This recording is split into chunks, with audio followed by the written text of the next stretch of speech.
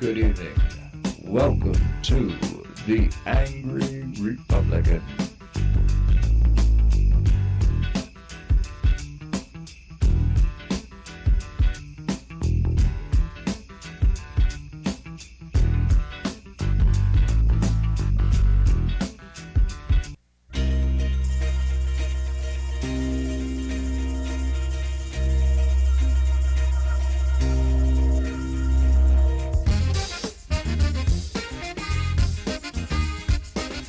Good evening, folks. Welcome to the Angry Republican. I'm your host, A.R. Baboni.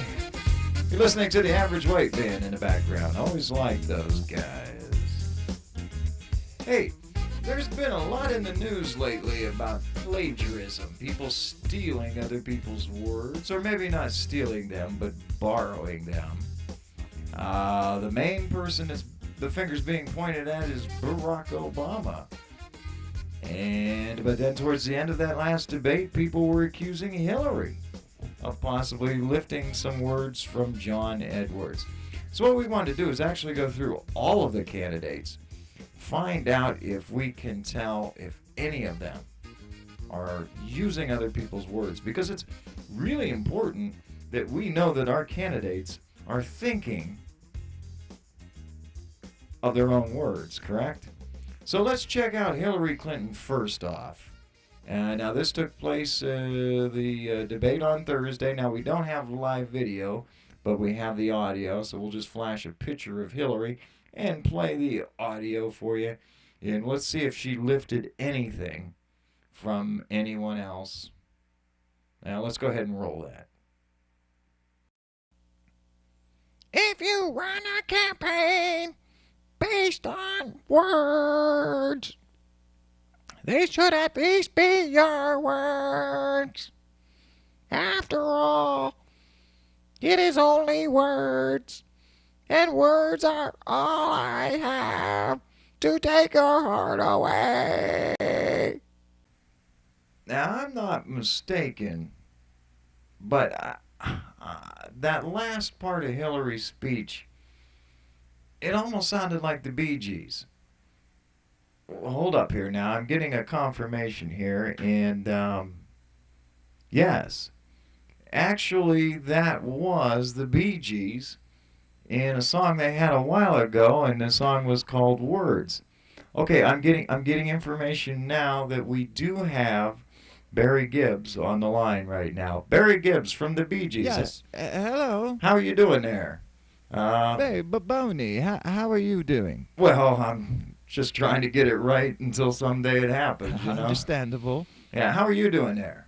I'm super. Hey, now, super. Hey, is there a way that you can prove to my audience that you are, in fact, Barry Gibbs? Well, I mean, can you do a little song or something here to... Well, I don't really have a band here, but Well, that's I fine. can That's, harmonize something. that's fine. We understand it. How about that song you did, How Can You Mend a Broken Heart? Okay. Can you do that one? And how can you mend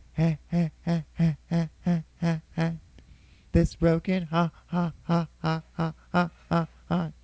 How can a loser ever win? That's fine. quite You right, are yeah. Barry Gibbs.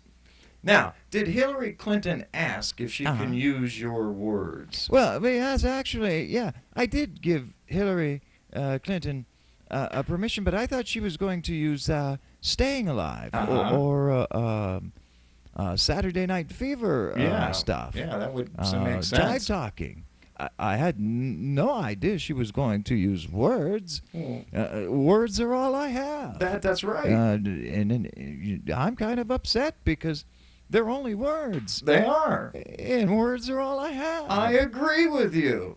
Well, thank you very much. Thank you, Barry Gibbs. So, well, there you have it. I mean, that sounds like plagiarism to me.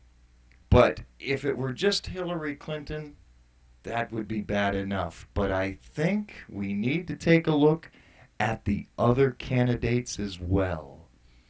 What about John McCain? It's not true. I'm disappointed. Baby, you and me, we had a groovy kind of love, and I'm disappointed.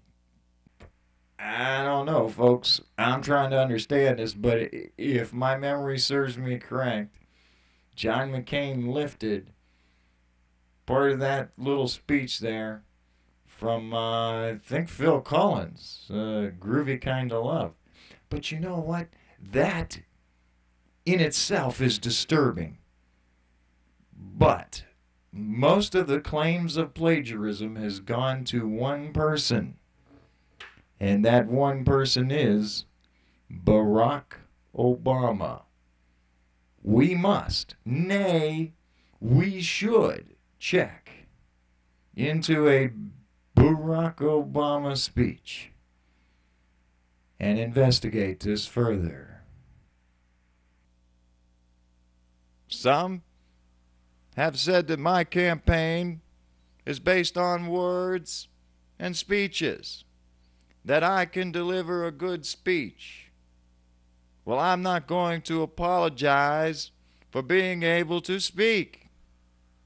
But some have said that speeches do not put food on the table. Well, did signing NAFTA into law put food on the table for the American people? I have a dream. Badges. We don't need no stinking badges. I'll be back. Hasta la vista, baby. 77 years ago, what would you do for a Klondike bar? I could have been a contender. Say hello to my little friend. So I say to you, now that it is raining more than ever, know that we still will have each other. You can stand under my...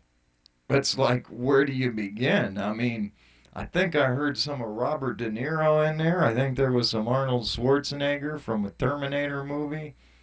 If I'm not mistaken, there was also Abraham Lincoln and Martin Luther King thrown in there. I mean, I'd have to hear that thing over again to kind of figure out all the different pieces and bits. But you know what, folks? Don't you think it's kind of ironic that we are debating whether these politicians are using their own words? These people who pay thousands of dollars to have people write their speeches for them, and each speech is homogenized and pasteurized and sent past focus groups.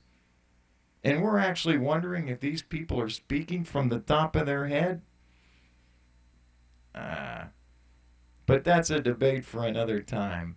Unfortunately, folks, speaking of time, we are out of it. So we're going to have to wrap this one up. I am your host, A.R. Baboni, for the Angry Republican. We will see you